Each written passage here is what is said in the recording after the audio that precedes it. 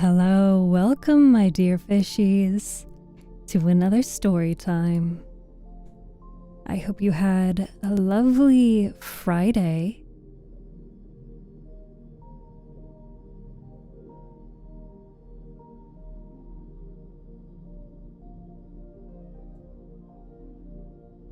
Hello, Archie. Welcome.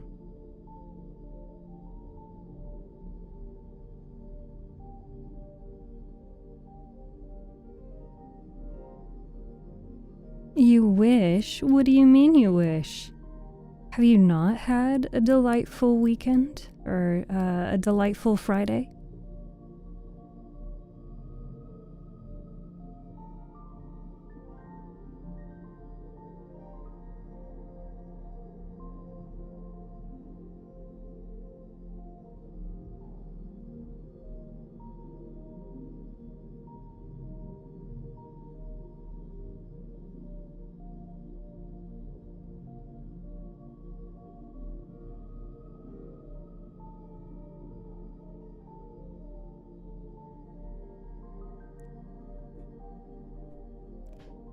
Congratulations to Wood on redeeming first in chat, and Lugal, thank you so much for resubscribing. Thank you so much for continuing to support. And thank you so much for being here.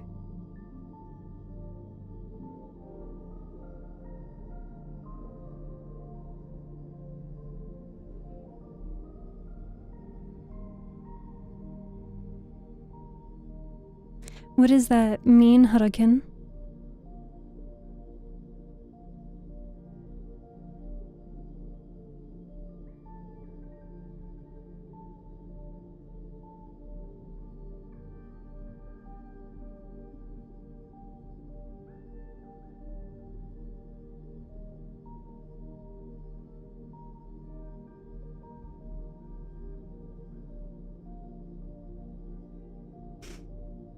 Okay. Good evening, Mr. Loon. Welcome. You're stuck in town for 5 days. Well, that does kind of put things in a little bit of a blunder, huh?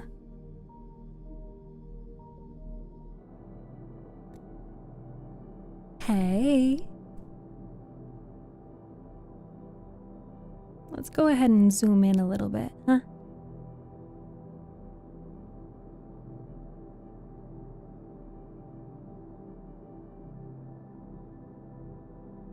There we go.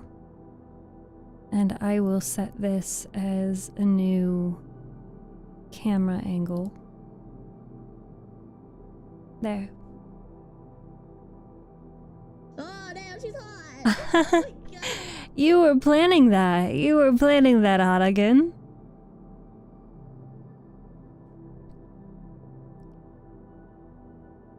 Well, welcome, Lugal. Welcome, Harukin. Welcome, Wood. Welcome, JJ. Welcome, Gamma. Welcome, Lizard. Thank you guys all so much for being here. I'm feeling sleepy. Will you rock me to sleep? Yes, I can certainly try. Well, we are going to continue reading Sherlock Holmes today, so I hope you're ready. I'm not. I'm certainly not ready.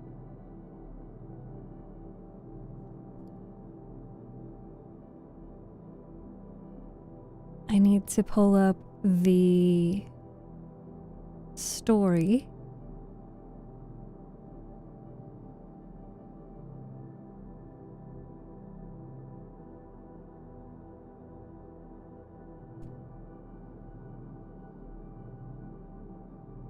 Does Sherlock Holmes kill people? No. Hi, Khalil. Steph saying hey is meme-worthy? How is it meme-worthy?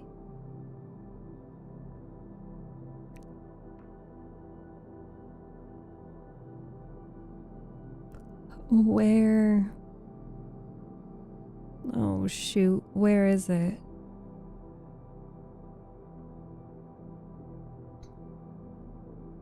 Hi, Young Waffle. Hi, City. I'm trying to find where is Sherlock Holmes. Young Waffle, I'm proud of you. I don't know what you did today, and I don't know how things have been going for you lately, but I'm proud of you, and I'm happy that you're here. Jackson, thank you so much for resubscribing. You started a hype train.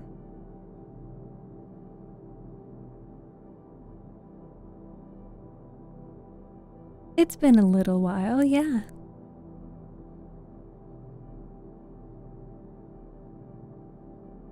What do you say before we get too distracted?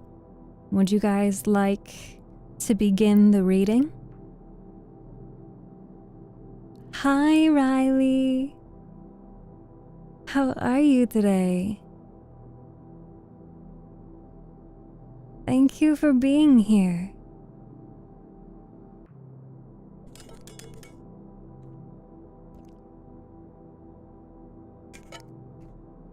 Young Waffle is ready for the reading.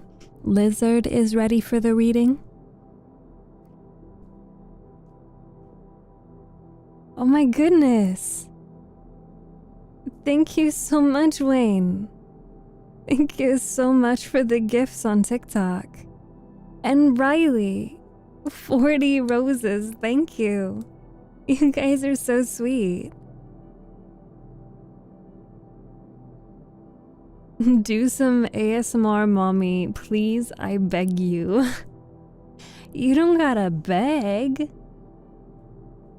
We are doing ASMR, just what is called soft-spoken ASMR. Now, tomorrow, if you'd like some whisper ASMR, we will be doing that at 3 p.m. Eastern Time Zone tomorrow. Hi, ASMR mans. You're ready for reading. Mr. Aloon is ready for reading.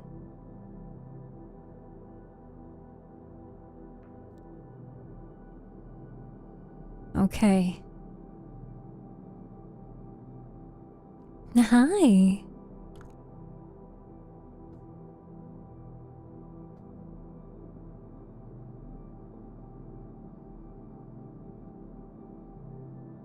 Is Khalil rizzing again? Khalil is always rizzing. Hi, Bullseye. Are you ready for story time?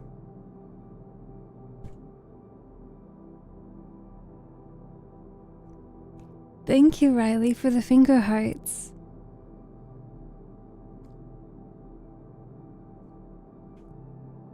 Chapter 3. A Case of Identity. My dear fellow, said Sherlock Holmes as we sat on either side of the fire in his lodgings at Baker Street. Life is infinitely stranger than anything which the mind of man could invent. We would not dare to conceive the things which are really mere commonplaces of existence.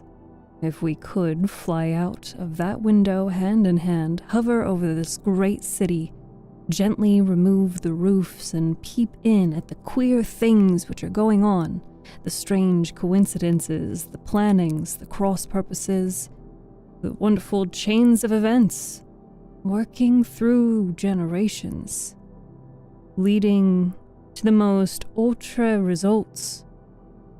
It would make all fiction with its conventionalities and foreseen conclusions most stale and unprofitable. And yet I am not convinced of it, I answered. The cases which come to light in the papers are, as a rule, bald enough and vulgar enough. We have in our police reports realism pushed to its extreme limits, and yet the result is, it must be confessed, neither fascinating nor artistic. A certain selection of discretion must be used in producing a realistic effect, remarked Holmes. This is wanting in the police report, where more stress is laid, perhaps, upon the platitudes of the magistrate than upon the details, which to an observer contain the vital essence of the whole matter. Depend upon it, there is something so unnatural as the commonplace. I smiled and shook my head. I can quite understand your thinking so, I said. Of course, in your position of unofficial advisor and helper to everybody who is absolutely puzzled, throughout 3 continents, you are brought in contact with all that is strange and bizarre. But here, I picked up the morning paper from the ground. Let us put it to the practical test. Here is the first heading upon which I come. A husband's cruelty to his wife. There is half a column of print, but I know without reading it that it is all perfectly familiar to me. There is, of course, the other woman, the drink, the push, the blow, the bruise, the sympathetic sister or landlady. The crudest of writers could invent nothing more crude. Indeed, your example is an unfortunate one for your argument, said Holmes, taking the paper and glancing his eye down on it. This is the Dundas separation case, and as it happens, I was engaged in clearing up some small points in connection with it. The husband was a teetotaler. There was no other woman, and the conduct it complained of was that he had drifted into the habit of winding up every meal by taking out his false teeth and hurling them at his wife, which, you will allow, is not an action likely to occur to the imagination of the average storyteller. Take a pinch of snuff, Doctor, and acknowledge that I have scored over you in your example. He held out his snuff box of old gold with a great amethyst in the center of the lid. Its splendor was in such contrast to his homely ways and simple life that I could not help commenting upon it. Ah, said he, I forgot that I had not seen you for some weeks. It is a little souvenir from the King of Bohemia in return for my assistance in the case of the Irene Adler papers. And the ring? I asked, glancing at the remarkable brilliant which sparkled upon his finger. It was from the reigning family of Holland, though the matter in which I serve them was of such delicacy that I cannot confide it even to you, who have been good enough to chronicle 1 or 2 of my little problems. And have you any on hand just now? I asked. Some 10 or 12, but none which present any feature of interest. They are important, you understand, without being interesting. Indeed, I have found that it is usually in unimportant matters that there is a field for the observation, and for the quick analysis of cause and effect which cause the charm to an investigation. The larger crimes are apt to be simpler, for the bigger the crime, the more obvious, as a rule, is the motive. In these cases, save for one rather intricate matter, which has been referred to me from Marseilles, there is nothing which presents any features of interest. It is possible, however, that I may have something better before very many minutes are over, for this is one of my clients, or I am much mistaken.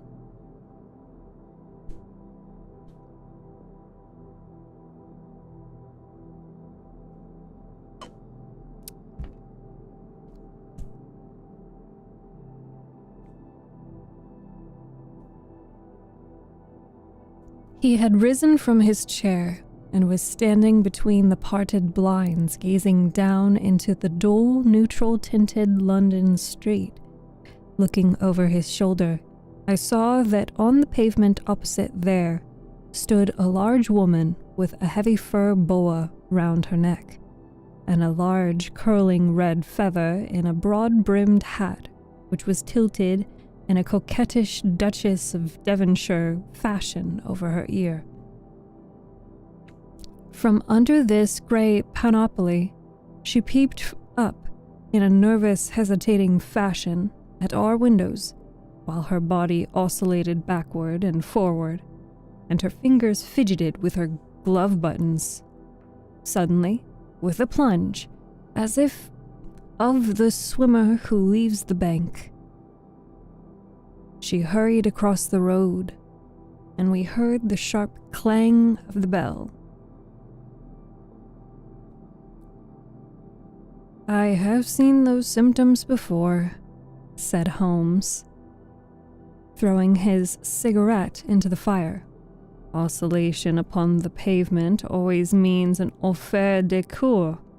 She would like advice, but it is not sure that the matter is not too delicate for communication. And yet even here we may discriminate. When a woman has been seriously wronged by a man, she no longer oscillates, and the usual symptom is a broken bell wire. Here we may take it that there is a love matter, but that the maiden is not so much angry as perplexed or grieved. But here she comes in person to resolve our doubts." As he spoke, there was a tap at the door, and the boy in buttons entered to announce Miss Mary Sutherland, while the lady herself loomed behind his small black figure, like a full-sailed merchantman behind a tiny pilot boat. Sherlock Holmes welcomed her with the easy courtesy for which he was remarkable, and, having closed the door and bowed her into an armchair, he looked her over in the minute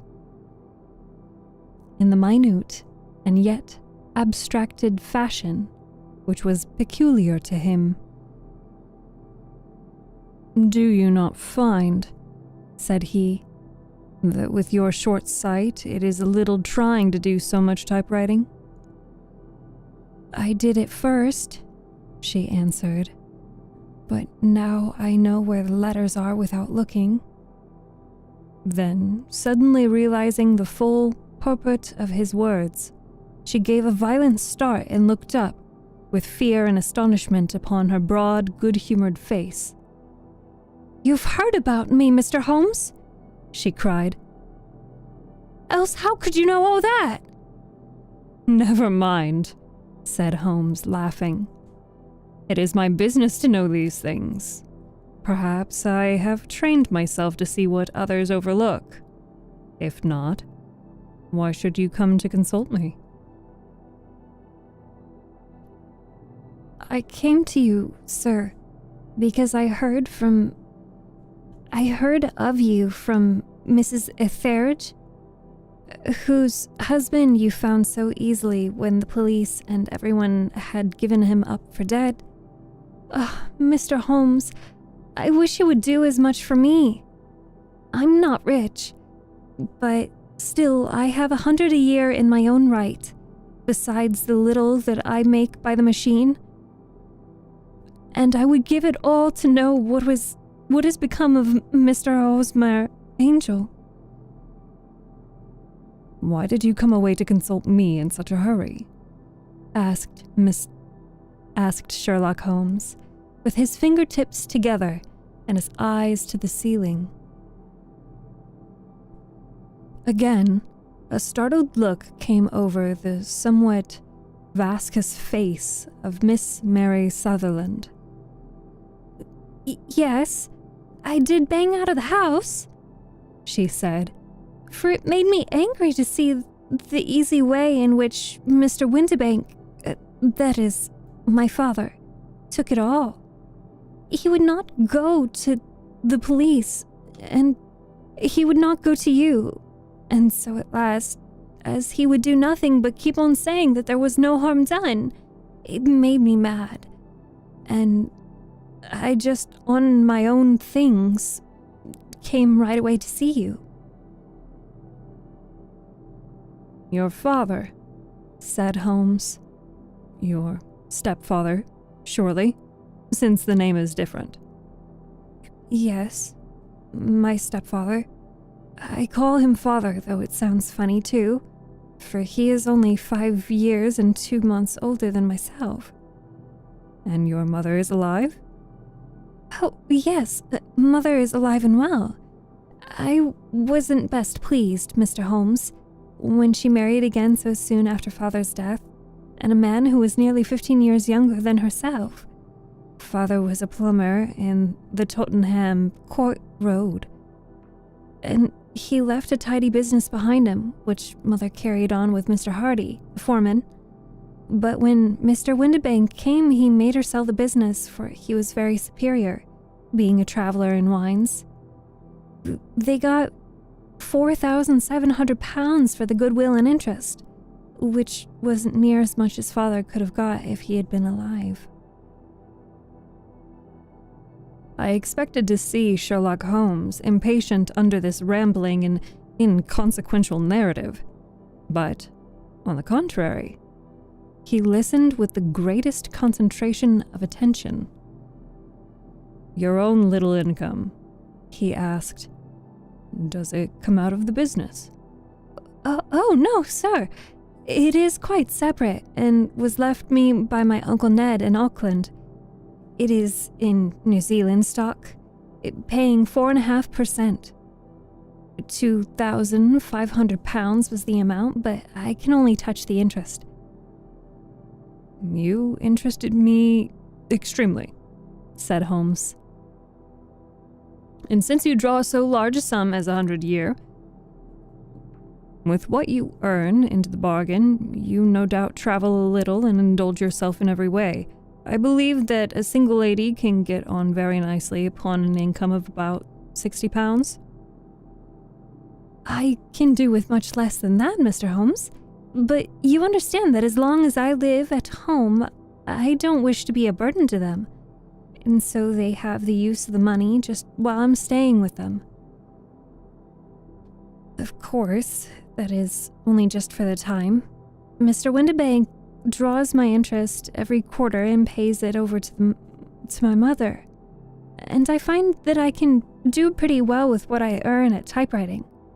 It brings me 2 pence a sheet, and I can often do from 15 to 20 sheets a day. You have made your position very clear to me, said Holmes. This is my friend, Dr. Watson, before whom you can speak as freely as you before myself.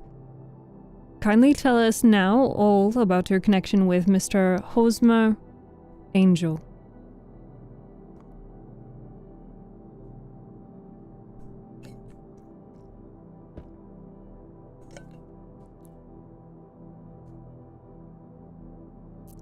A flush stole under Miss Sutherland's face, and she picked nervously at the fringe of her jacket.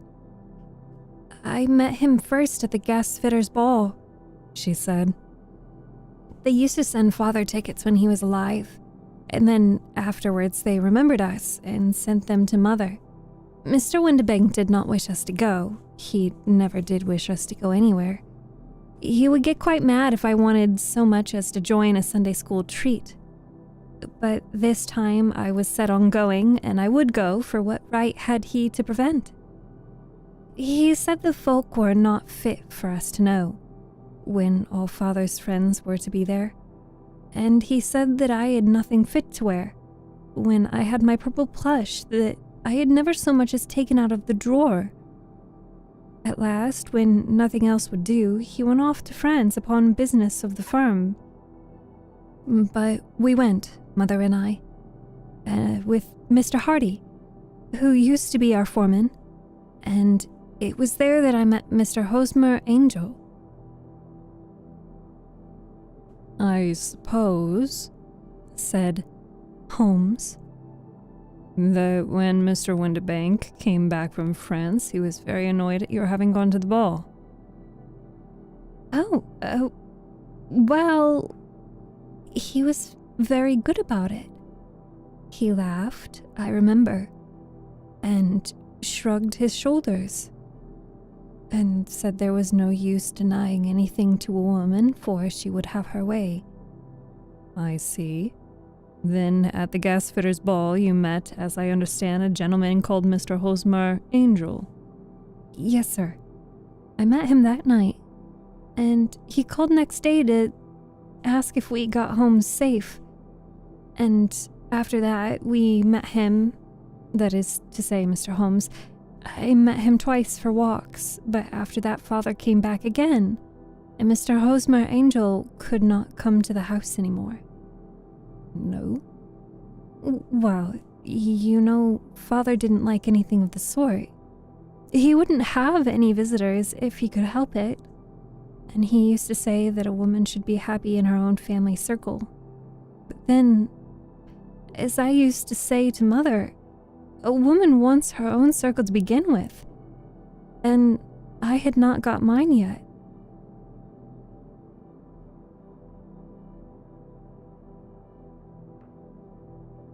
But how about Mr. Hosmer Angel? Did he not attempt to see you? Well, father was going off to France again in a week, and Hosmer wrote and said that it would be safer and better not to see each other until he had gone. We could write in the meantime, and he used to write every day. I took the letters in the morning, so there was no need for father to know. You were engaged to the gentleman at this time? Oh, yes, Mr. Holmes. We were engaged after the first walk we took. Hosmer, Mr. Angel, was a cashier in the office in Leadenhall Street, and... What office? That's the worst of it, Mr. Holmes. I don't know. Where does he live then? He slept on the premises. And you don't know his address? No, except that it was Leadenhall Street. Where did you address your letters? To the Leadenhall Street post office, to be left till called for. He said that if they were sent to the office, he would be chaffed by all the other clerks about having letters from a lady, so I offered to typewrite them, like he did his, but he wouldn't have that, for he said that when I wrote them, they seemed to come from me. But when they were typewritten, he always felt that the machine had come between us. That will just show you how fond he was of me, Mr. Holmes, and the little things he would think of. It was most suggestive, said Holmes. It has long been an axiom of mine that the little things are infinitely the most important. Can you remember any other details about Mr. Hosmer Angel? He was a very shy man, Mr. Holmes. He would rather walk with me in the evening than in the daylight, for he said that he hated to be conspicuous. Very retiring and gentlemanly he was. Even his voice was gentle. He'd had the quinsy and swallowed glands when he was young, he told me, and it left him with a weak throat and a hesitating, whispering fashion of speech. He was always well dressed, very neat and plain, but his eyes were weak, just as mine are, and he wore tinted glasses against the glare. Well, and what happened when Mr. Windibank, your stepfather, returned to France? Mr. Hosmer Angel came to the house again and proposed that we should marry before father came back. He was in dreadful earnest and made me swear with my hands on the testament that whatever happened, I would always be true to him. Mother said he was quite right to make me swear and that it was a sign of his passion. Mother was all in his favor from the first, and was even fonder of him than I was. Then, when they talked of marrying within the week, I began to ask about father. but they both said never mind about father and just to tell him afterwards. And Mother said she would make it all right with him. I didn't quite like that, Mr. Holmes. It seemed funny that I should ask his leave, as he was only a few years older than me. But I didn't want to do anything on the sly, so I wrote to Father at Bordeaux, where the company has its French offices. But the letter came back to me on the very morning of the wedding. It missed him then? Yes, sir. For he had started to England just before it arrived. That was unfortunate. Your wedding was arranged, then, for the Friday? Was it to be in church? Yes, sir, but very quietly. It was to be at St. Saviour's, near King's Cross. And we were to have breakfast afterwards at the St. Pancras Hotel. Hosmer came for us in a hansom, but as there were two of us, he put us both into it and stepped himself into a four-wheeler, which happened to be the only other cab in the street. He got to the church first, and when the four-wheeler drove up, we waited for him to step out, but he never did. And when the cabman got down from the box and looked, there was no one there. The cabman said that he could not imagine what had become of him, for he had seen him get in with his own eyes. That was last Friday, Mr. Holmes. And I've never seen or heard anything since then to throw any light upon what became of him. It seems to me that you have been very shamefully treated, said Holmes. Oh, no, sir. He was too good and kind to leave me, so why, all the morning, he was saying to me that whatever happened I was to be true, and that even if something quite unforeseen occurred to separate us, I was always to remember that I was pledged to him, and that he would claim his pledge sooner or later. It seems strange talk for a wedding morning, but what has happened since gives a meaning to it. Most certainly it does. Your own opinion is, then, that some unforeseen catastrophe has occurred to him? Yes, sir. I believe that he foresaw some danger, or else he would not have talked so. And then I think that what he foresaw happened. But you have no notion as to what it could have been? None. One more question. How did your mother take the matter? She was angry, and said I was never to speak of the matter again. And your father? Did you tell him? Yes. And he seemed to think, with me, that something had happened, and that I should hear of Hosmer again. As he said, what interest could anyone have in bringing me to the doors of the church, and then leaving me? No. Now, if he had borrowed my money, or if he had married me and got my money settled on him, there might be a reason.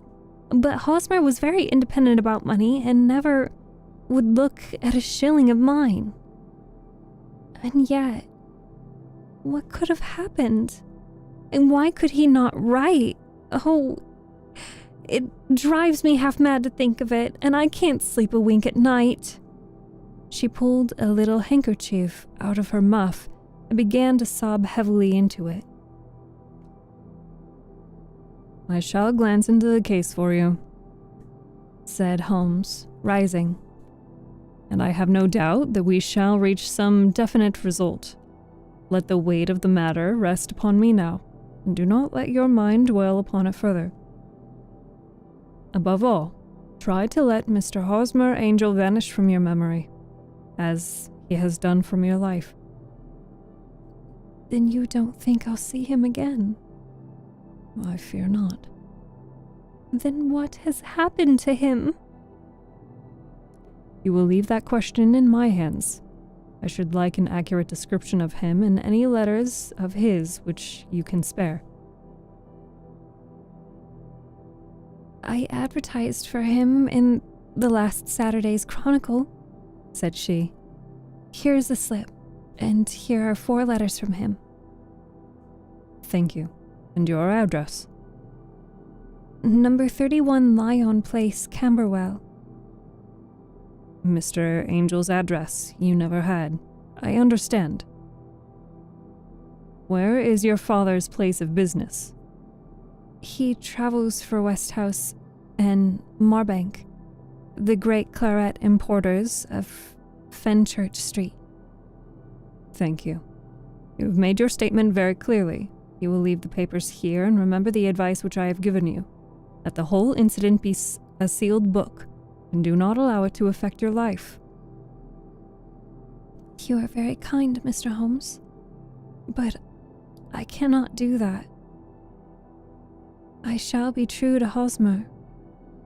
He shall find me when he comes back.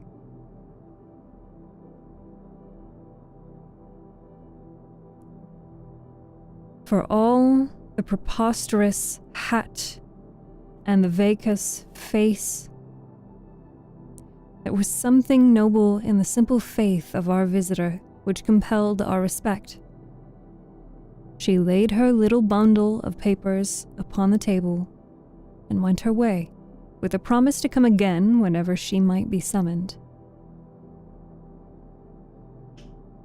Sherlock Holmes sat silent for a few minutes, with his fingertips still pressed together, his legs stretched out in front of him, and his gaze directly upward to the ceiling.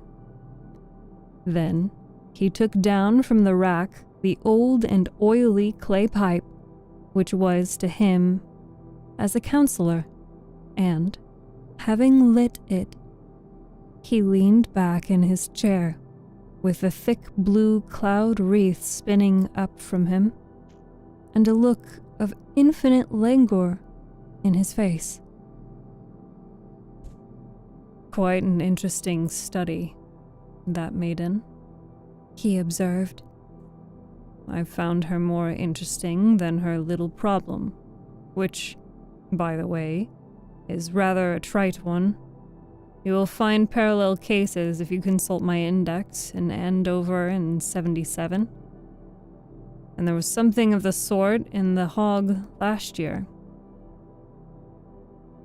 Old as is the idea, however, there were 1 or 2 details which were new to me, but the maiden herself was most instructive.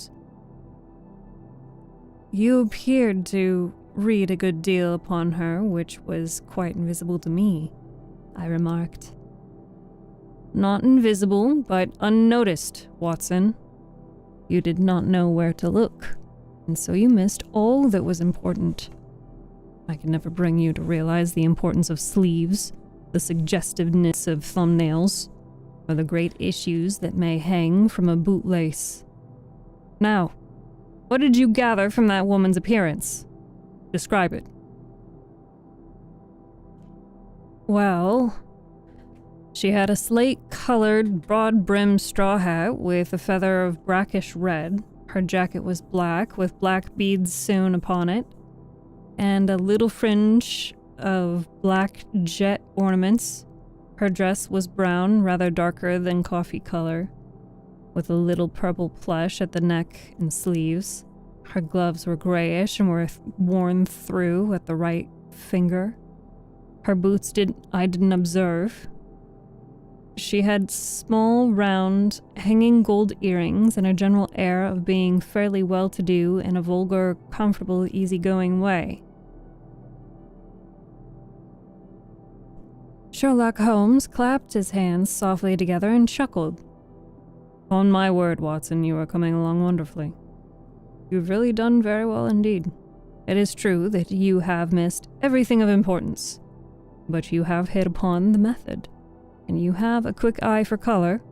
Never trust to general impressions, my boy, but concentrate yourself upon details. My first glance is always at a woman's sleeve. In a man, it is perhaps better first to take the knee of the trouser. As you observe, this woman had plush upon her sleeves, which is a most useful material for showing traces. The double line a little above the wrist, where the typist presses against the table. It is beautifully defined. The sewing machine of the hand type leaves a similar mark, but only on the left arm, and on the side of it, farthest from the thumb, instead of the being right across the broadest part, as this was. I then glanced at her face, and observing the dint of the pince-nez at either side of her nose, I ventured a remark upon short sight and typewriting, which seemed to surprise her. It surprised me.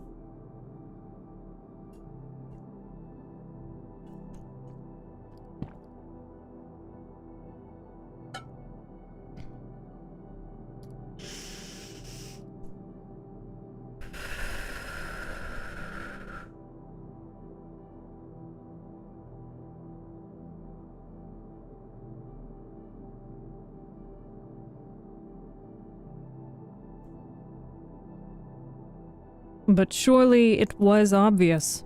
I was then much surprised and interested on glancing down to observe that though the boots which she was wearing were not unlike each other, they were really odd ones, the one having a slightly decorated toe cap and the other a plain one. One was buttoned only in the 2 lower buttons out of 5, and the other at the 1st, 3rd, and 5th. Now, when you see that a young lady otherwise neatly dressed has come away from home with odd boots half buttoned, it is no great deduction to say that she came away in a hurry. And what else? I asked, keenly interested, as I always was, by my friend's incisive reasoning. I noted in passing that she had written a note before leaving home, but after being fully dressed. You observed that her right glove was torn at the forefinger, but you did not apparently see that both glove and forefinger were stained with violet ink. She had written in a hurry and dipped her pen too deep. It must have been this morning, or the mark would not remain clear upon the finger. All this is amusing, though rather elementary, but I must go back to business, Watson. Would you mind reading me the advertisement description of Mr. Hosmer Angel?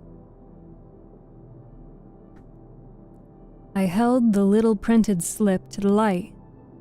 Missing, it said. On the morning of the 14th, a gentleman named Hosmer Angel, about 5 foot 7 inches in height, strongly built, sallow complexion, black hair, a little bald in the center, bushy black side whiskers and mustache, tinted glasses, slight infirmity of speech, was dressed, when last seen, in black frock coat faced with silk, black waistcoat, gold Albert chain, and gray Harris tweed trousers with brown gaiters over elastic-sided boots, known to have been employed in an office in Leadenhall Street. Anybody bringing, etc., etc. That will do, said Holmes. As to the letters, he continued, glancing over them. They were very commonplace. Absolutely no clue in them to Mr. Angel, save that he quotes Balzac once. There is one remarkable point, however, which will no doubt strike you. They are typewritten, I remarked. Not only that, but the signature is typewritten. Look at the neat little Hosmer Angel at the bottom. There is a date, you see, but no superscription except Leadenhall Street, which is rather vague. The point about the signature is very suggestive. In fact, we may call it conclusive. Of what? My dear fellow, is it possible that you do not see how strongly it bears upon the case? I cannot say that I do, unless it were that he wished to be able to deny his signature if an auction for breach of promise were instituted. No, that is not the point. However, I shall write 2 letters, which should settle the matter. One is to a firm in the city, the other is to the young lady's stepfather, Mr. Windibank, asking him whether he could meet us here at 6 o'clock tomorrow evening. It is just as well that he should do business with the male relatives. And now, Doctor, we can do nothing until the answers to those letters come, so we may put our little problem upon the shelf for the interim. I had so many reasons to believe in my friend's subtle powers of reasoning and extraordinary energy in action that I felt that he must have some solid grounds for the assured and easy demeanor with which he treated the singular mystery which he had been called upon to fathom. Once only had I known him to fail, in the case of the King of Bohemia and of the Irene Adler photograph. But when I looked back to the weird business of the sign of 4 and the extraordinary circumstances connected with the study in scarlet, I felt that it would be a strange tangle indeed which he could not unravel.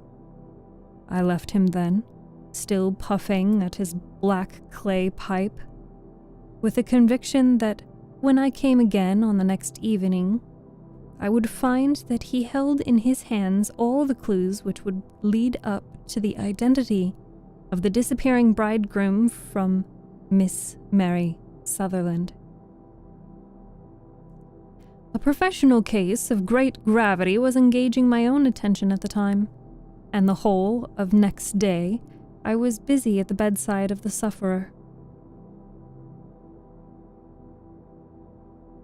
It was not until close upon 6 o'clock that I found myself free and was able to spring into a hansom and drive to Baker Street, half afraid that I might be too late to assist in the denouement of the little mystery.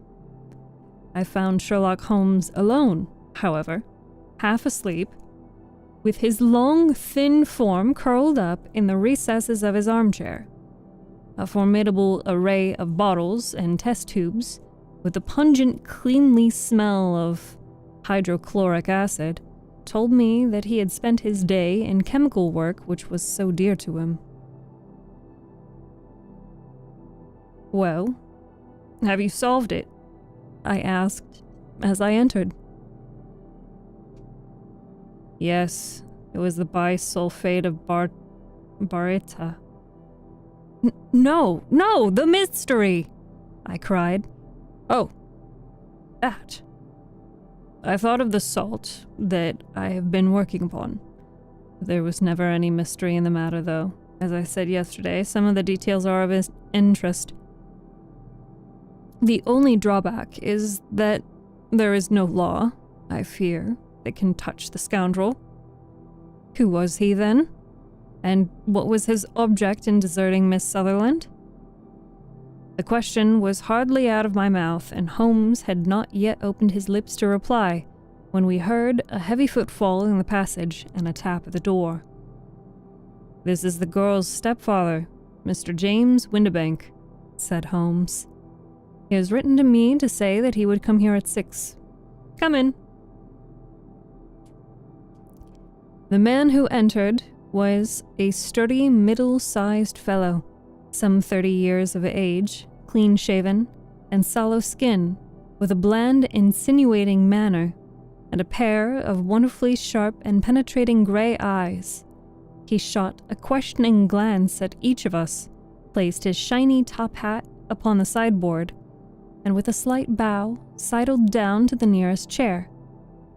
"Good evening, Mr. James Windibank," said Holmes.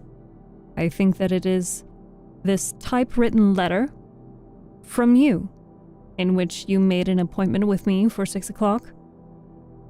"Yes, sir. I am afraid that I am a little late, but I am not quite my own master, you know. I am sorry that Miss Sutherland has troubled you with this little matter, for I think it is far better not to wash linen of the sort in public.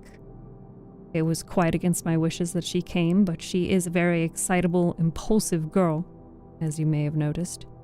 And she is not easily controlled when she has made up her mind on a point. Of course, I did not mind you so much, as you are not connected with the official police, but it is not pleasant to have a family misfortune like this noised abroad. Besides, It is a useless expense, for how could you possibly find this Hosmer angel? On the contrary, said Holmes quietly, I have every reason to believe I will succeed in discovering Mr. Hosmer Angel. Mr. Windibank gave a violent start and dropped his gloves. I'm delighted to hear it, said he. It is a curious thing, remarked Holmes, that a typewriter has really quite as much individuality as a man's handwriting. Unless they are quite new, no two of them write exactly alike. Some letters get more worn than others, and some wear only on one side. Now, you remark in this note of yours, Mr. Windibank, that in every case there is some little slurring over the E and slight defect in the tail of the R. There are 14 other characteristics, but those are the more obvious. We do all our correspondence with this machine at the office, and no doubt it is a little worn. Our visitor answered, glancing keenly at Holmes with his bright little eyes. And now I will show you what is really very interesting study, Mr. Windibank, Holmes continued. I think of writing another monograph some of these days on a typewriter and its relation to crime.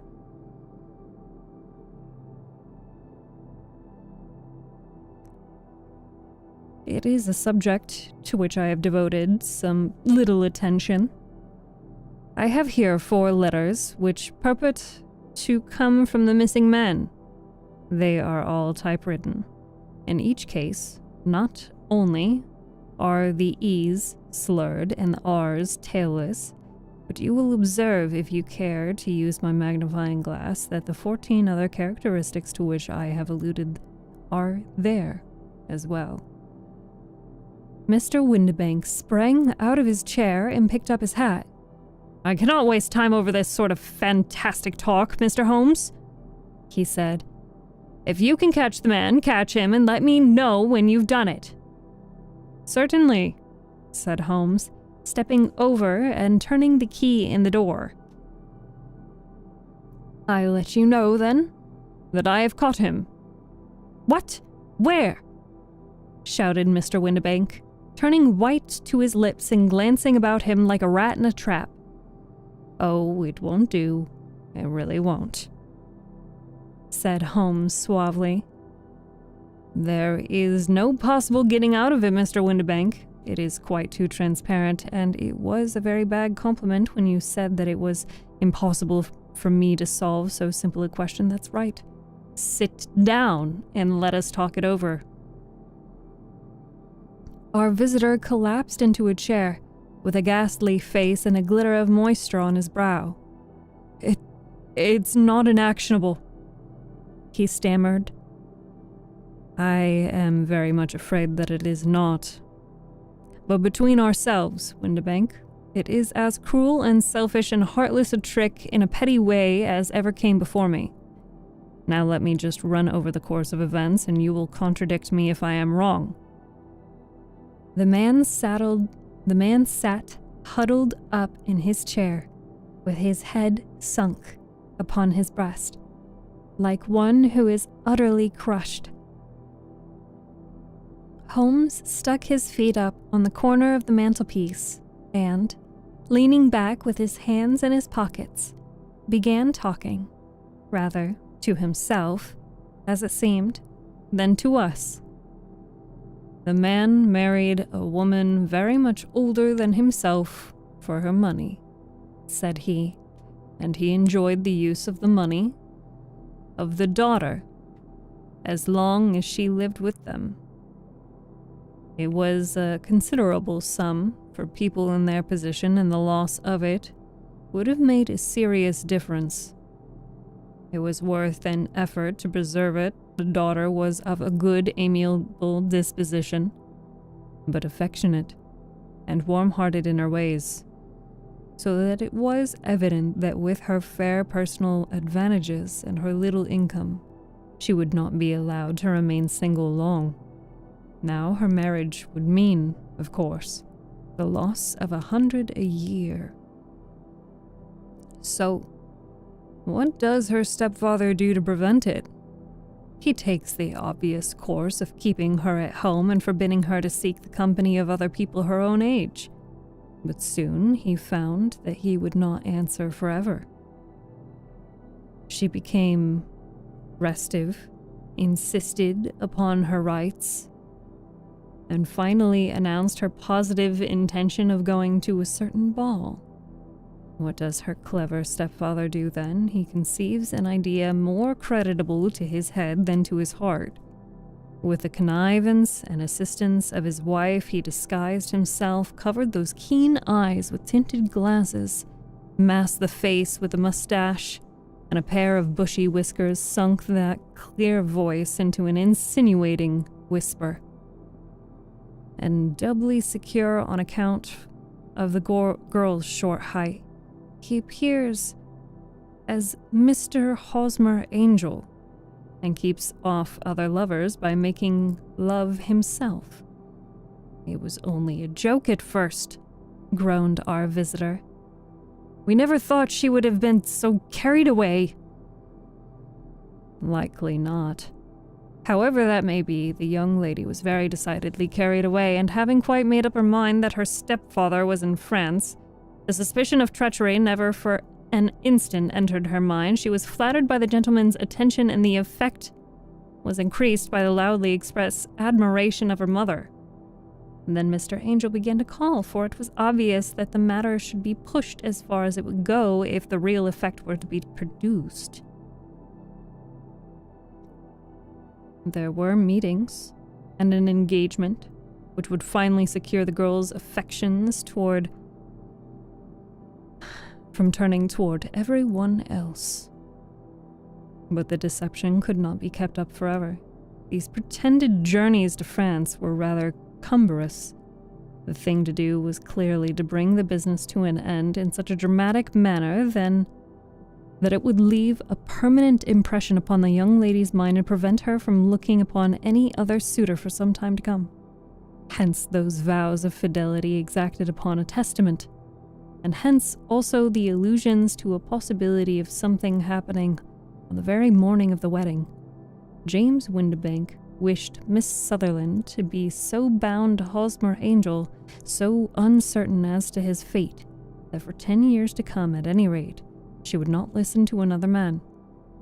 As far as the church door he brought her, and then, as he could go no farther, he conveniently vanished away by the old trip of stepping in one door of a four-wheeler and out the other.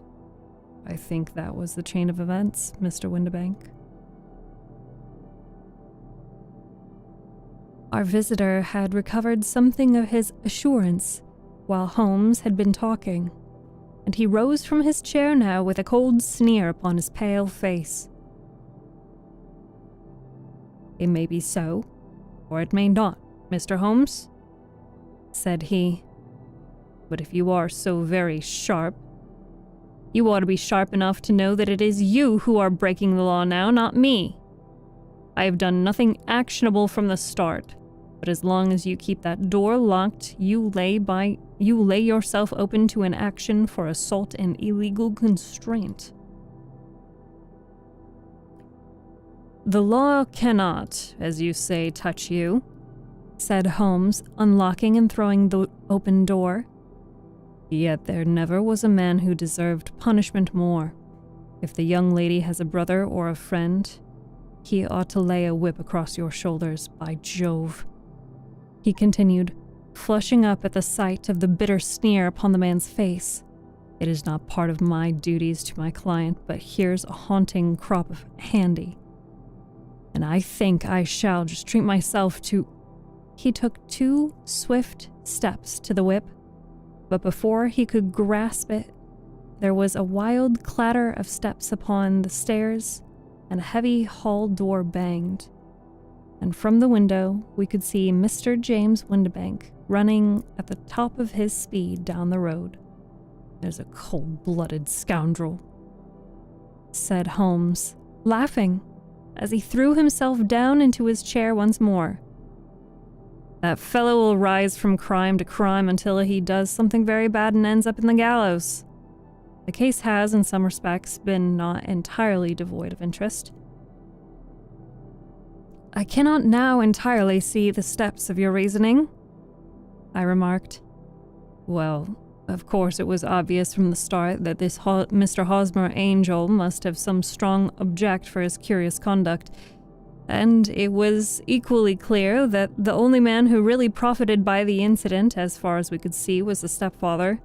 Then the fact that the two men were never together, but that one always appeared when the other was away, was suggestive. So were the tinted spectacles and the curious voice, which both hinted at a disguise, as did the bushy whiskers. My suspicions were all confirmed by his peculiar action in typewriting his signature, of course, inferred that his handwriting was so familiar to her that she would recognize even the smallest sample of it. You see, all these isolated facts, together with many minor ones, all pointed in the same direction.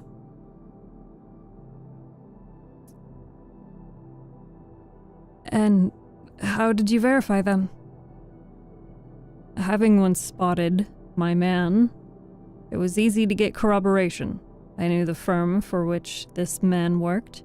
Having taken the printed description, I eliminated everything from it which could be the result of a disguise, the whiskers, the glasses, the voice, and I sent it to the firm, with a request that they would inform me whether it answered to the description of any of their travelers.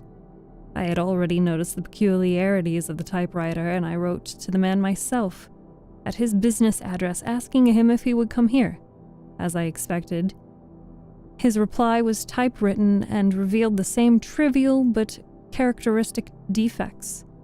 The same post brought me a letter from West House in Marbank, of Fenchurch Street, to say that the address tallied in every respect with that of their employé, James Windbank. Voilà tout. And Miss Sutherland? If I tell her, she will not believe me. You may remember the old Parisian saying, there is danger for him who taketh the tiger cub, and danger also for whoso snatches a delusion from a woman. There is as much sense in Hafiz as in Horace, and as much knowledge of the world.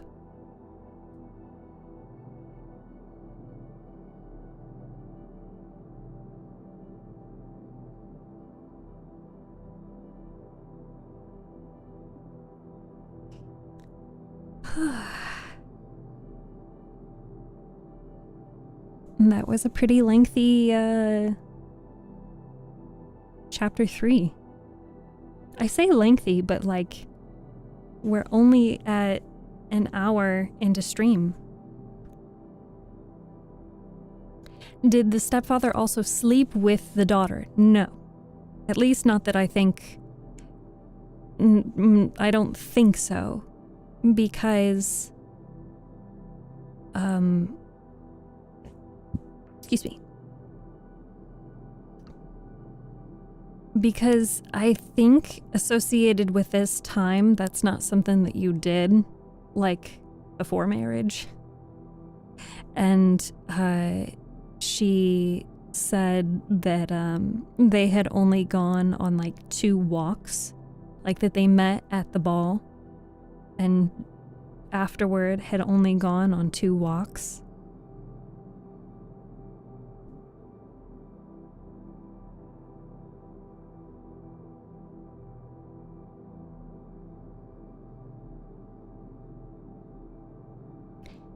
Hello, Ali.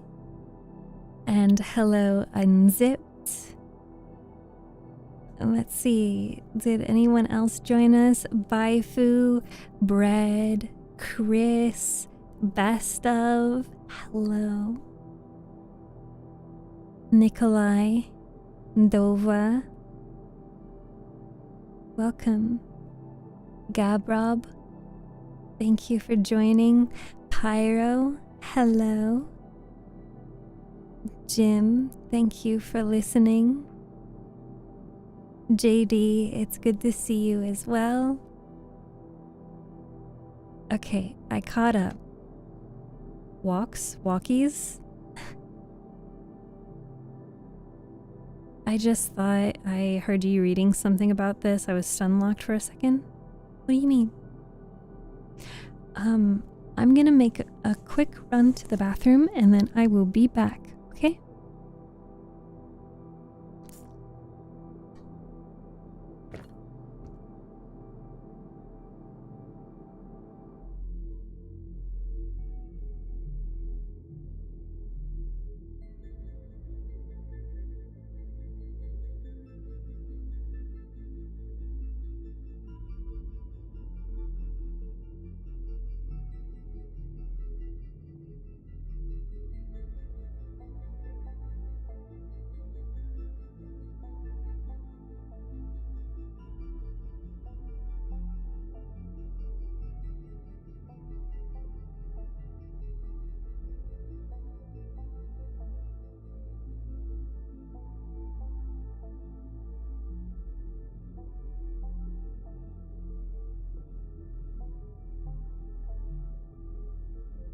So much later that the old narrator got tired of waiting and they had to hire a new one.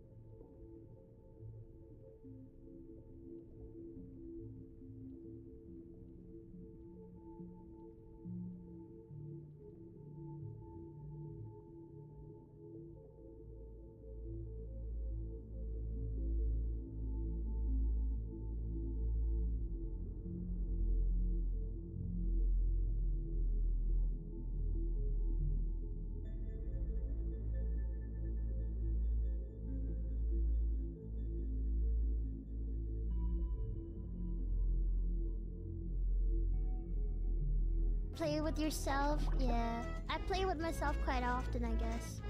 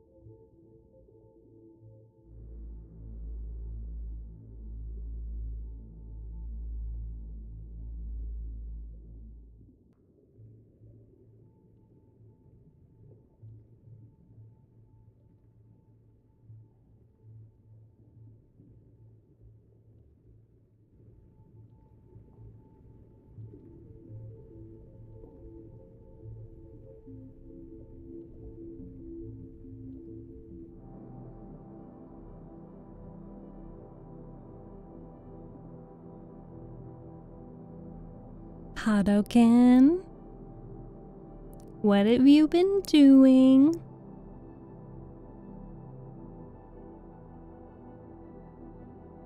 Do I need to be concerned? TikTok is calling you a naughty boy. How does this make you feel? I almost don't want to ask, because I have a feeling it would be quite suspicious. Probably not. Never mind, don't answer that.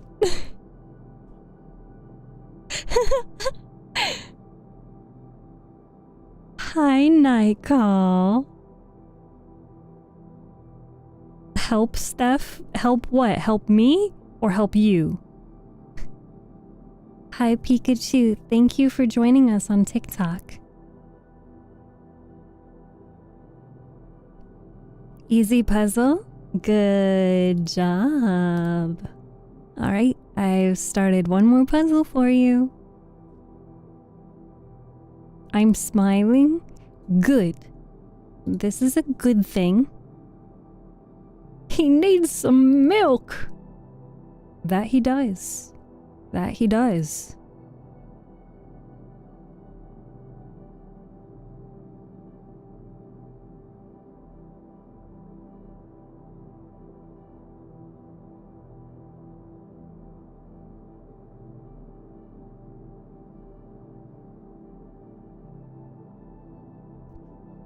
I'm starting to get a little hungry. I kind of want a sandwich, but I do not have a sandwich. Pizza time? Pizza would be delightful.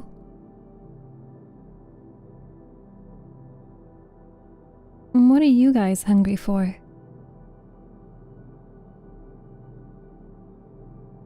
DoorDash? Sorry. That snuck up on me.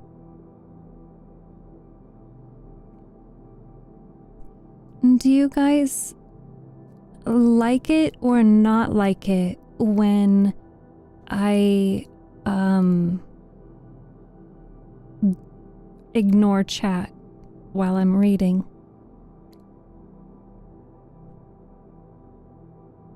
Sushi? Ooh, sushi sounds good. Oh, Akira, hi. Do I say your name Pooch? Or can I call you JJ because there's 2 J's in your name? I'm gonna take my statement back, AO.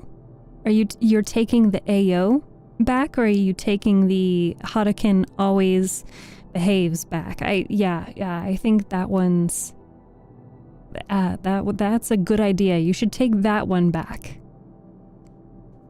Long time no see. Yes. Ooh, Akira. You've asked me before if I could speak Hindi. I cannot. However, there's a new feature on YouTube where they will be using AI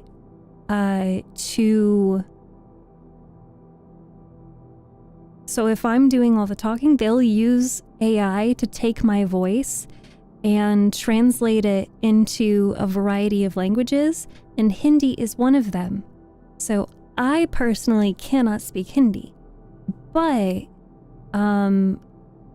when they get that feature to work, you'll actually be able to listen to my videos in a variety of languages. So for all of chat, all of the people listening, if you'd like to listen to any of my videos of me reading, but maybe Spanish is your first language, or Portuguese, maybe you speak French or German, you'll be able to listen to those videos with my voice, or, an AI version of my voice, and you'll be able to listen along to those books. So please, I really want to know how it works and if it works for you. So if you go listen to the YouTube video that was just posted today, let me know if it does give you the video in a different language and how that works, because YouTube isn't showing me right now for some reason. I don't know why. I know, but I'm happy with your real sweet voice. Oh, thank you. I'm making Hawaiian roll sliders. I could go for a Italian sub. I'm glad you remember that thing.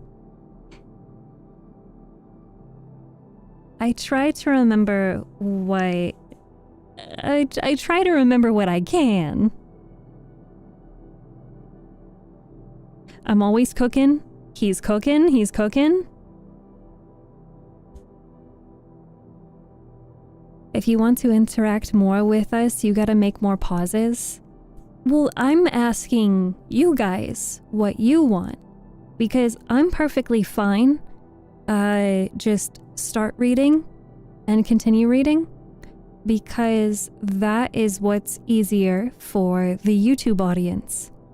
I've had some people who tune in to the YouTube live streams and they're like, well, I wanted to listen to you read this, but you keep stopping and pausing and talking to people and drinking water, and you're good at narrating. I just can't stand all of the interruptions.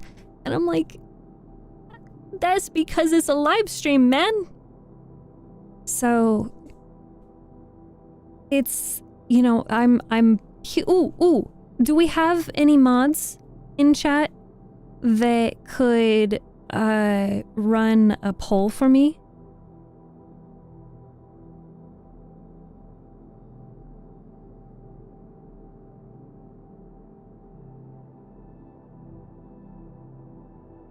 Because I'm curious if we can do a poll to see, just specifically on Twitch. Apologies if you are on a different platform.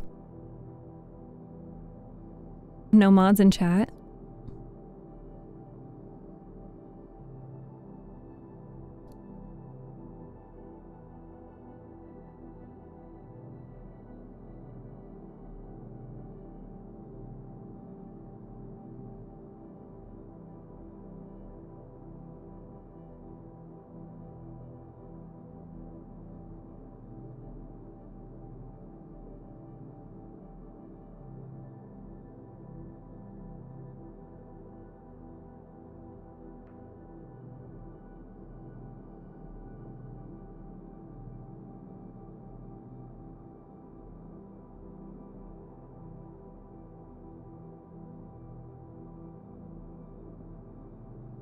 I'm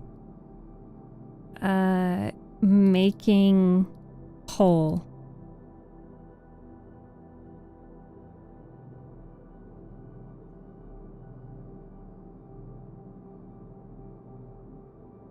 Okay. The poll is up. It is running for 3 minutes. So the poll says that, what do you want? Do you want me to read, or like, what is your preference? Do you like when I just focus on reading, or do you... I haven't had meat this tough since that Black Panther blew out my gag reflex in '69.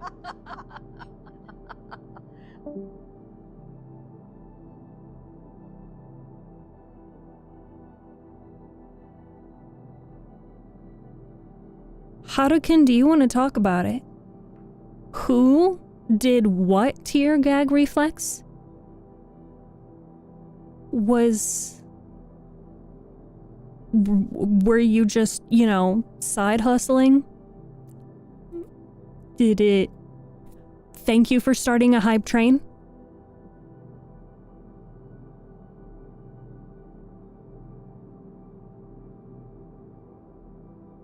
Oh my god.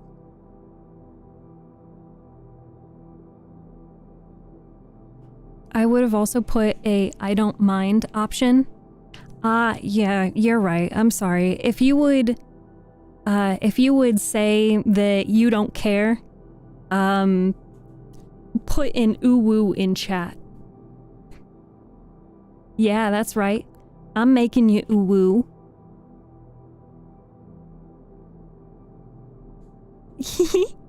I don't mind anyway, ooh woo. You guys are so cute. Look at all these ooh wooers.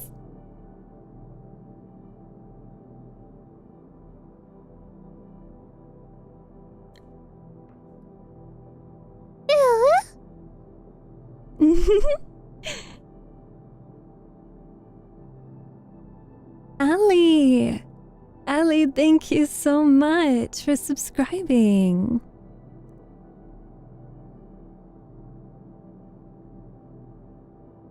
You know, Akira, I'll give you that one for free. Ara. There you go. I would, so let me see where it's at right now. So it seems like some people like the reading without the pauses more than the people who want more interaction.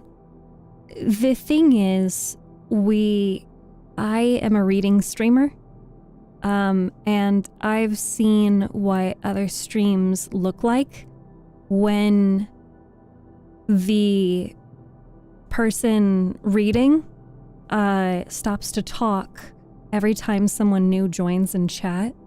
Yes, is that keeping them engaged in the stream? Of course. Thank you, Hadoken.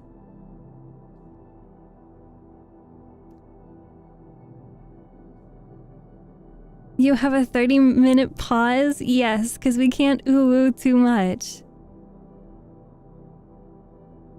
Glad to be here even if I ain't often. That's perfectly okay. Hi, Francis.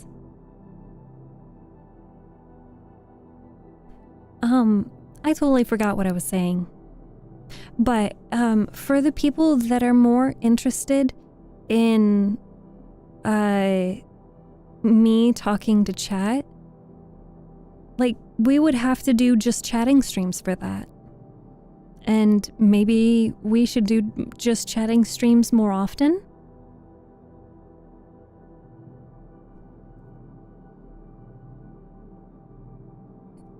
I was saying that I've seen what it's like when the streamer pauses a lot to talk to people in chat, and it takes really, really long for people to get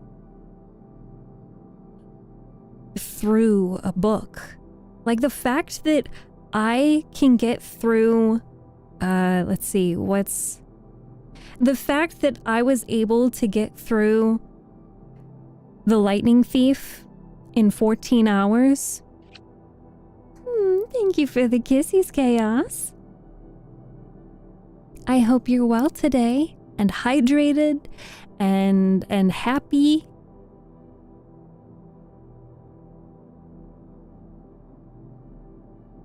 That last raid thing, some frisky on that stream. It is an 18 plus. Their stream was 18 plus, and they did say that they did spicy content. So, are we really surprised? We support other creators. Good job, puzzlers. No problem, Chaos. A trip to San Diego sounds like fun. which stream will be fun for you? Sometimes the chatting streams are fun, but sometimes I like consistency, and it's very consistent to just sit down and read something. Hi, Sebastian. Thank you guys so much for the hype train. We got a level 1 to 44%.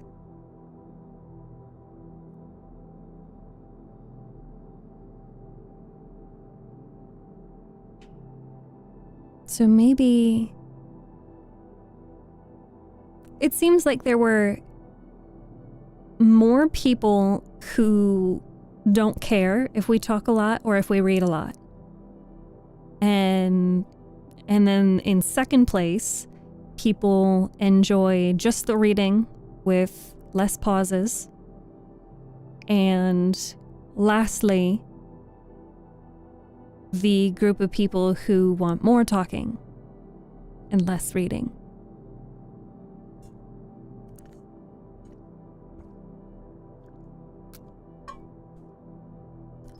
I don't think I'm going to be able to read this next story of Sherlock Holmes in the next 30 minutes. No, this one's a lot longer. This one might take the entirety of next stream. Either way, great voice. Thank you, Pooj.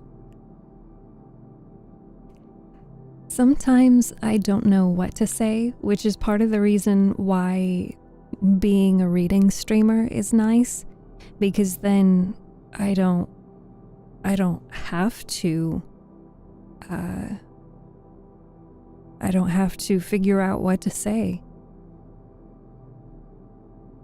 I'm not exactly a great just chatting streamer, because I tend to just be a little quiet. Have a good night, Akira. I hope you sleep well, and it was good to see you again. And thank you so much for the congratulations on 1K. I have been meaning to share with the Discord a cute little graphic that I made.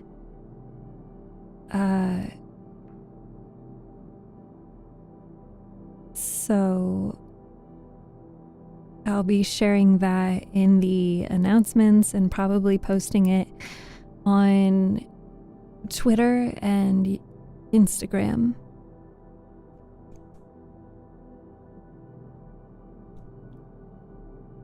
Oh, that is exciting, Chaos. Are you looking forward to it? Anything fun planned for next week? Is that for everyone? Because next week is Halloween. And I don't know about any of you, but I don't do anything. Did you reach 1,000 followers? Yes, 1,000 followers on YouTube. Followers on YouTube are called subscribers.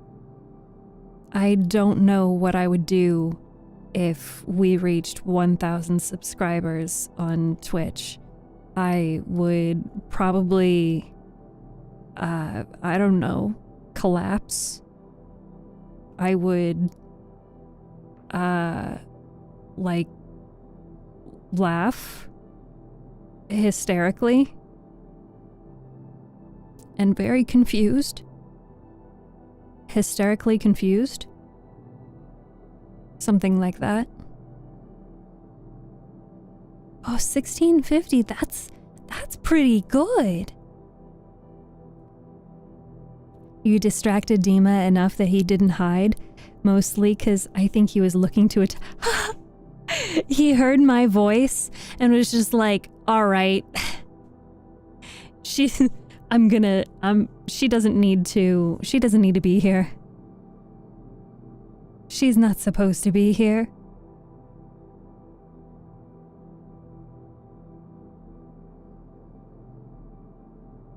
No more free time, at least not as much as before. Yes.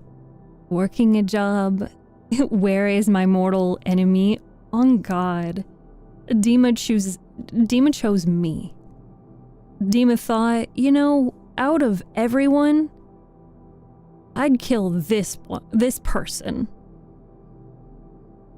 And it just so happens to be me. I'm honored.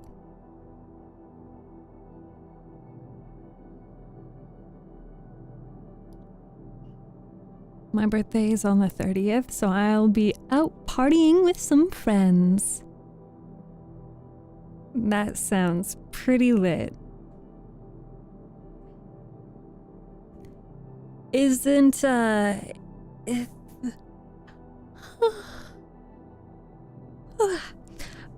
partying, you say? Partying including alcohol? You best be safe now. Any advice for how to spend the first month when the red tape is finished and I can finally start the job, Steph? You want advice for how to spend the first month's check?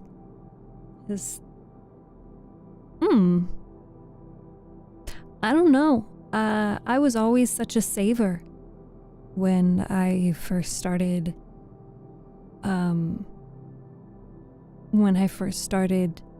working. I did as much as I could to save money. And so I think that I primarily just started putting stuff in a savings. Your birthday is in November? I'm German, alcohol runs through our veins. I am not. I'm not. Alcohol does not like my veins. Actually, I had gotten a quick lunch today, and it's upsetting my tummy.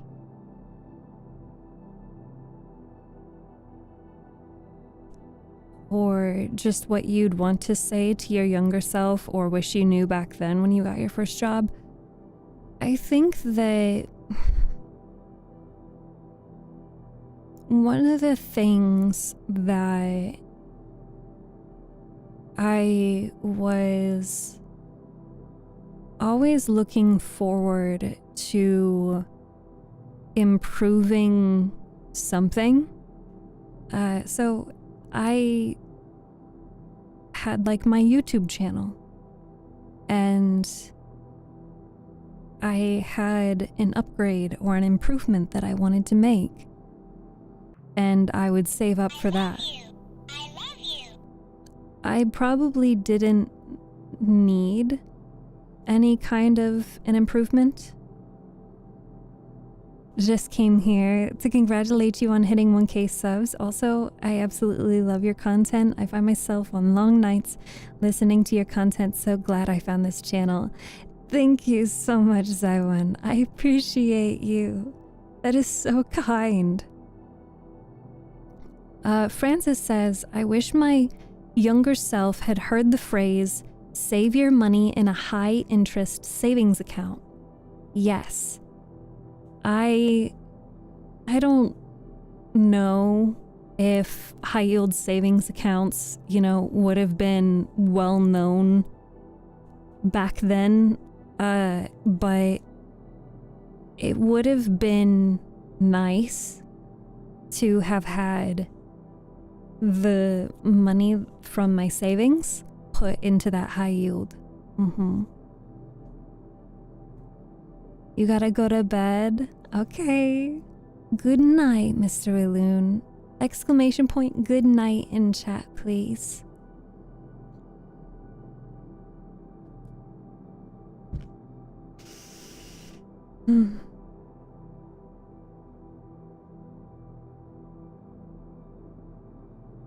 Now we get to solve a puzzle.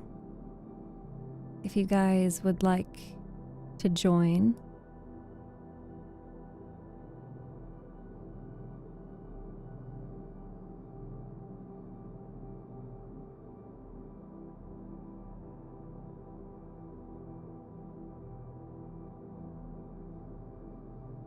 how puzzle do you puzzle?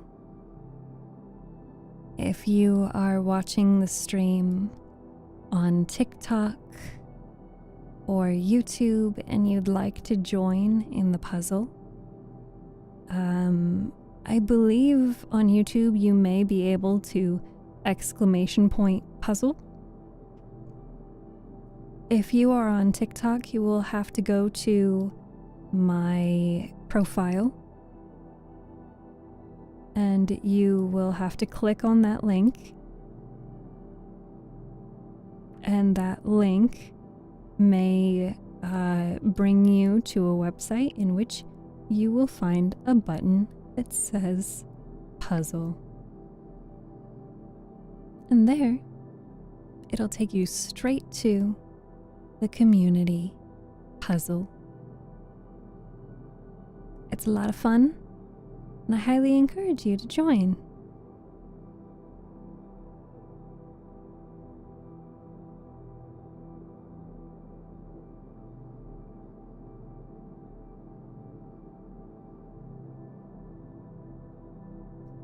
I have the hiccups.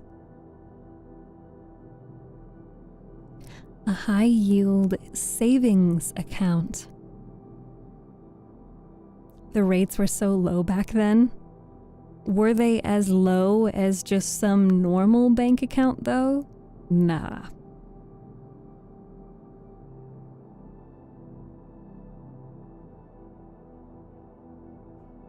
I was a history major, but look into Ally Bank chaos.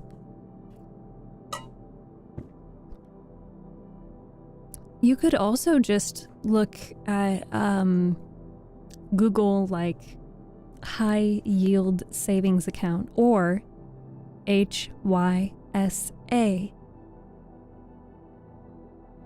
It's easier to remember.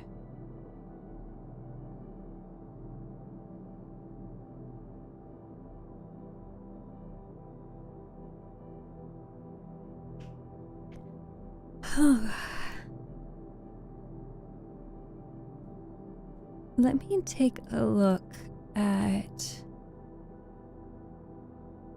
Let me remove this. I'm not sleepy, you're sleepy. If you haven't checked out the YouTube video that I posted today, I would really appreciate if you not only watched it or played it in the background, but left a comment on it to help encourage the YouTube algorithm to support it.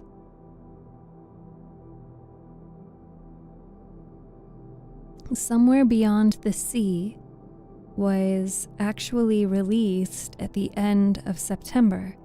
So it's actually only been about 3.5 weeks since it was released.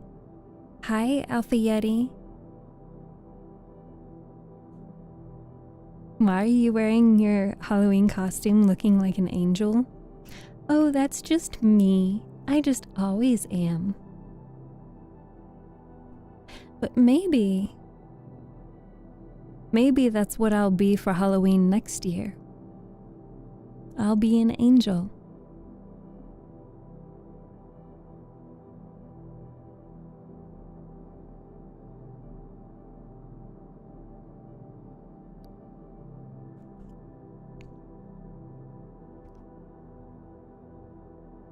Your voice brings me peace and comfort. Good. That is what I like to do.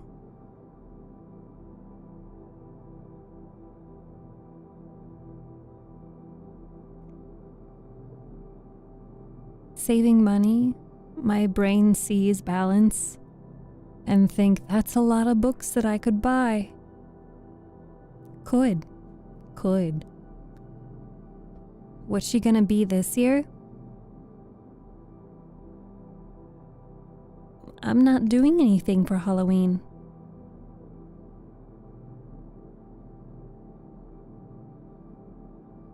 I'm thinking of making Halloween stuffed peppers next week and watching Hocus Pocus. that sounds like a great plan. What is next week? Oh my god, yeah. Oh, I'm so sorry.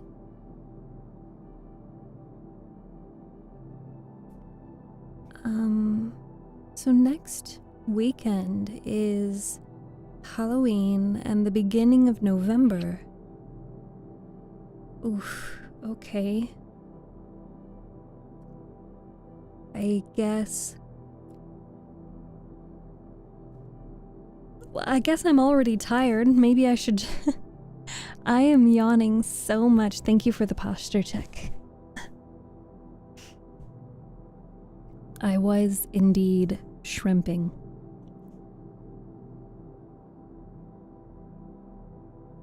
I'm sorry, did you just call Hocus Pocus a retro movie? Huh?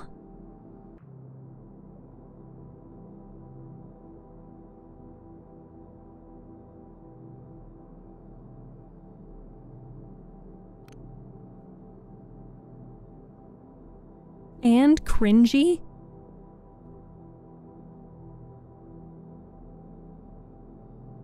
Oh. Okay.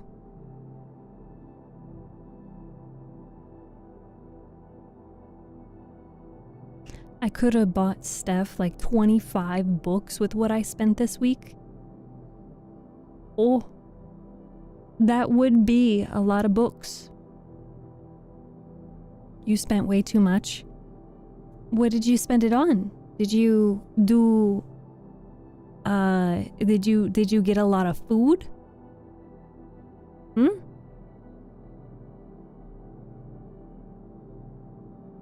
Hocus Pocus is great. All the oldies could suddenly feel 1,000 chatters scream out in terror. The oldies?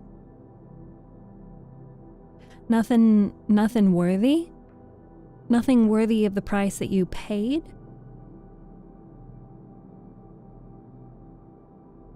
Honestly, imagine all of that, but in pizza. Pizza. Just used money? Oh. It's been 800 years. I'm so old. Wow. It's been more than 800 years. And I am still at the bottom of the sea.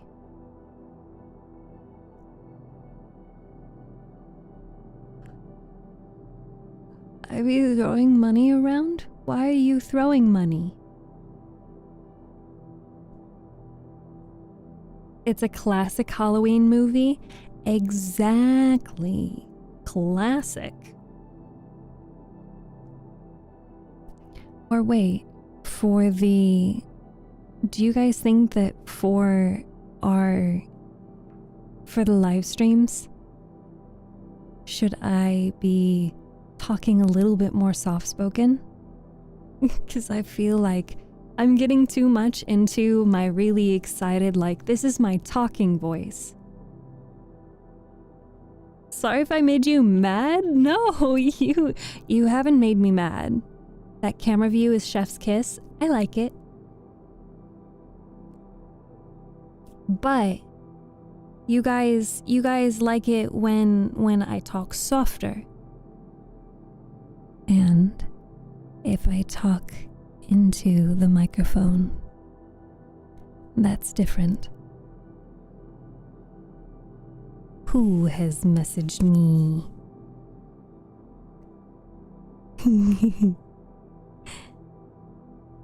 I like Hocus Pocus.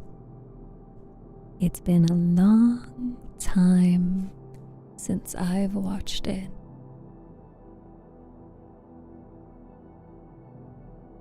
More mommy when you talk into the microphone? Is this all I am? Is this all I will ever be? I love that you say violently making your phone vibrate. It does vibrate.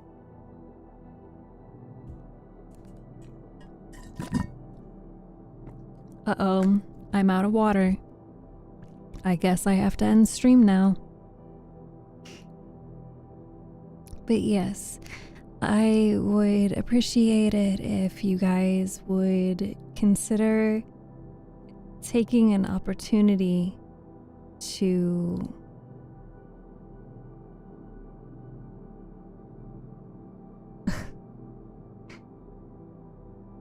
This is ridiculous.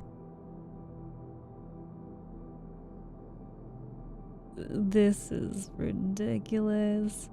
I just got another complaint from the HOA for the stupidest reason. And even worse, they dated it for the 16th. And they just notified me on the 24th. This is ridiculous. Like, of all things, you're gonna complain about that? You're fucking kidding me. There are literally, like, windows falling out from other houses, but God fucking forbid my rock beds aren't clean. Oh my God, what will I do? I'm a disgrace to the neighborhood. Wah, wah, wah. I mean, at least, you know, nobody's called the police on me for being loud, being noisy. Because I'm in here in my cute little studio yelling at you guys. American HOAs always seem wild to me. This is why I refuse to own in an HOA. I thought HOAs were just Reddit horror stories or memes. No, they are a real thing, and they don't really do a whole lot for us, although I will say that we get a discounted rate on certain utilities. I'll just say utilities. You can have a dirty rock bed. Yeah, my rocks are dirty. Oh my God, guys, you hear that? My rocks are dirty. What am I gonna do? I'm gonna go out there and I'm gonna clean them. Or even worse, what if I have to pay someone to clean the rocks? Oh no. Yeah, I am lucky that my HOA does not cost much. So the horror stories don't really apply to me all that much. I get things taken care of before they even start handing out fines. But it's just, I apologize. The email from them stole my attention.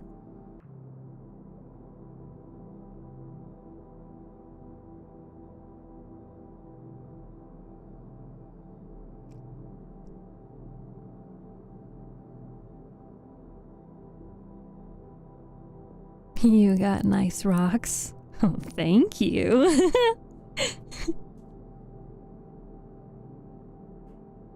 I wanted to... Anyone else just imagine walking around a house and then you suddenly open a closet and see a short woman... Huh? Scrunched in, yelling in the microphone in her PJs. It's just a bunch of Karens. Ironically, the only person who actually, reports. I shouldn't say reports. But yeah, technically.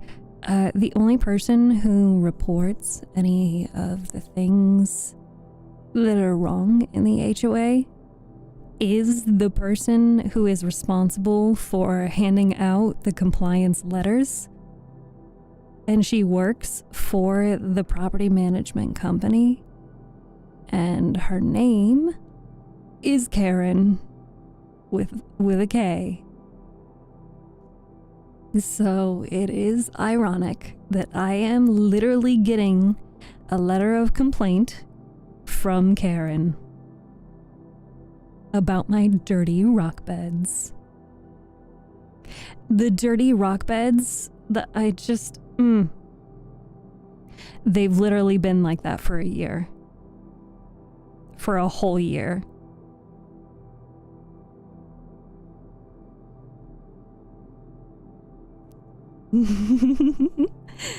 Gotta get you.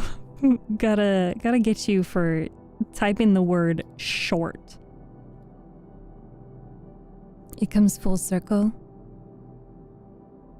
So let me see if I can pull up my Kindle. No. Okay. I have to actually type it, which is unfortunate. So there's a book that I've been reading lately that is... I'm enjoying it. Our HOA president walks around taking notes on his phone about neighborhood appearance. If we pull into parking and he is by the stairs, we wait in our cars to avoid him. He's awful. Ooh. Ugh. You actually have to go? In a few minutes, yeah. But I am tired and I do need to consume sustenance. Last I left off,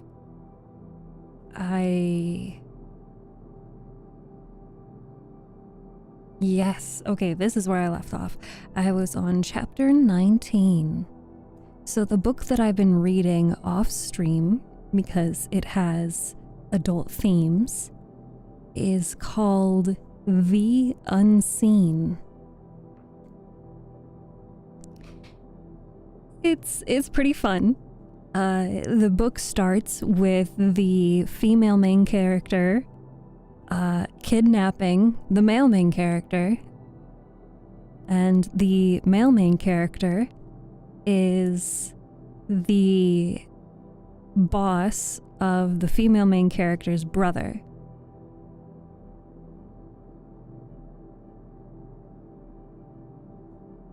And the male main character has a history of being a very bad boy in which he had to do illegal things for his father's illegal business.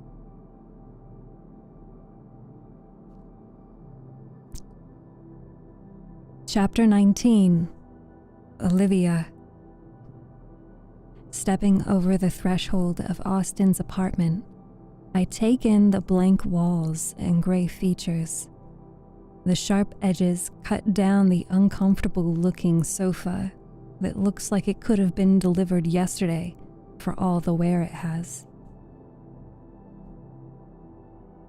There are no photos, no artwork, no throw cushions, not even a fuzzy blanket for the harsh Seattle winter months. Hi, Sonic. I take another tentative step as Austin watches, his towering frame looming over me. He stands between me and the door as if he's preemptively preventing me from escaping. How the tables have turned. I don't spend much time here, so I don't have much stuff, he says, looking around the room as if he's seeing it from my perspective. He's frowning. Maybe he realizes how odd it is that he doesn't have anything personal here. I walk through the living area, and a sleek TV screen is attached to the center of the dividing wall between the living room and the bedroom. Glass windows stand floor to ceiling, and I press my fingertips against them as I peer down at the bustling streets below. "It's not really you, is it?" I say.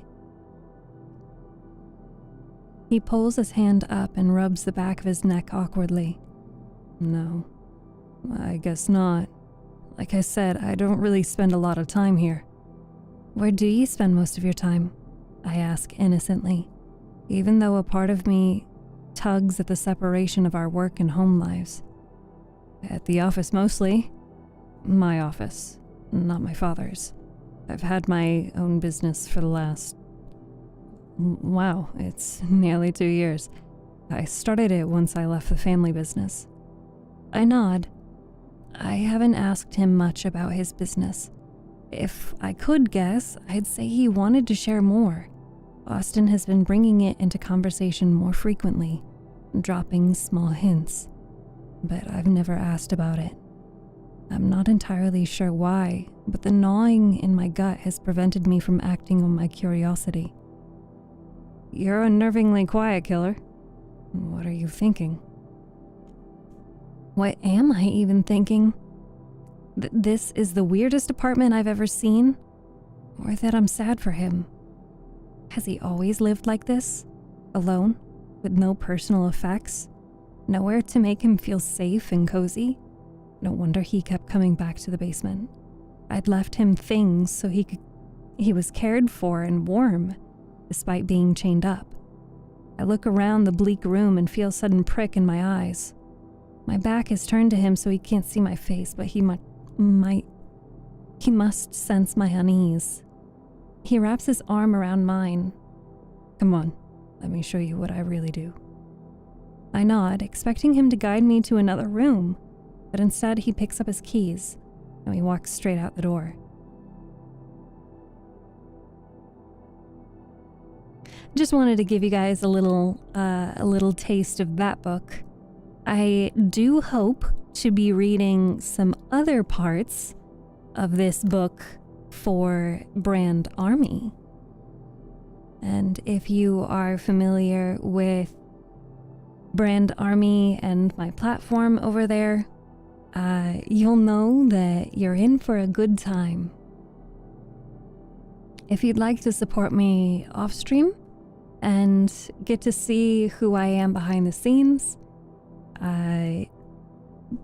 you can subscribe on Brand Army and you'll get some of the unfiltered reading. But we are at the 2-hour mark, and it's time that we say our goodbyes.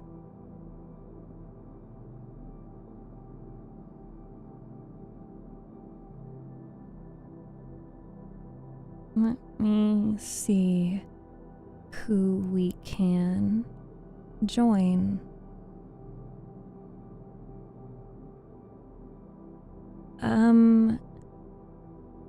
What do you guys say about joining someone who is an author?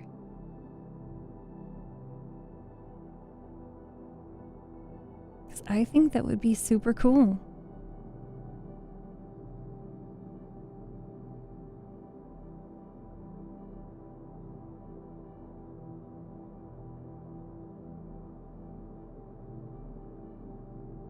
All right.